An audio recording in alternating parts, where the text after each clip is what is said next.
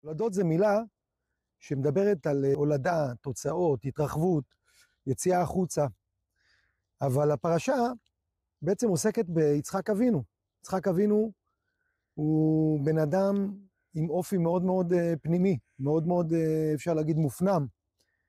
הוא אף פעם לא יצא מארץ ישראל, אפילו פעם אחת.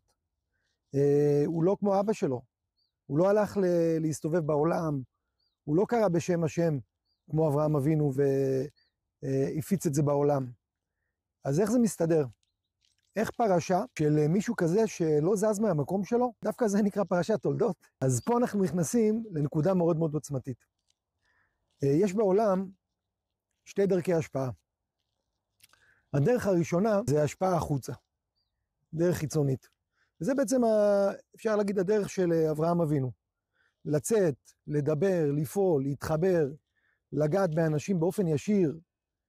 והדבר הזה בעצם פועל פעולה מאוד חשובה.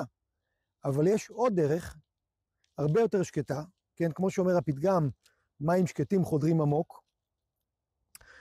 והדרך השנייה, הדרך שהיא הולכת פנימה, זה הדרך של יצחק. להישאר במקום, אבל לבנות עומק רוחני חזק, כמו מדורה שבוערת מבפנים.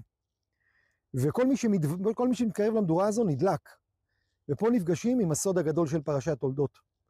התורה בעצם באה ללמד אותנו, שלפעמים ההשפעה הכי עמוקה, זה לא בהכרח השפעה כזו שמגיעה מהבחוץ, אלא השפעה שנוצרת באדם, כשהוא בונה אור פנימי, אמיתי, שיש יציבות, שיש אותנטיות, יש עומק, אז האדם הוא עצמו הופך להיות מקור של אור ועוצמה, והסביבה נמשכת אליו באופן אוטומטי. לא כי הוא מנסה להשפיע, לא כי הוא מנסה למכור את עצמו.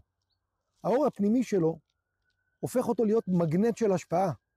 ומה שמיוחד בסוג השפעה כזה, שהיא מולידת תולדות. זאת אומרת, לא כמו ההשפעה החיצונית, זה לא השראה חולפת, אלא נוצר פה שינוי אמיתי באנשים. יש פה הולדה של משהו חדש בתוכם, איזה ניצוץ שנדלק וממשיך הלאה. וזה בעצם המסר של יצחק.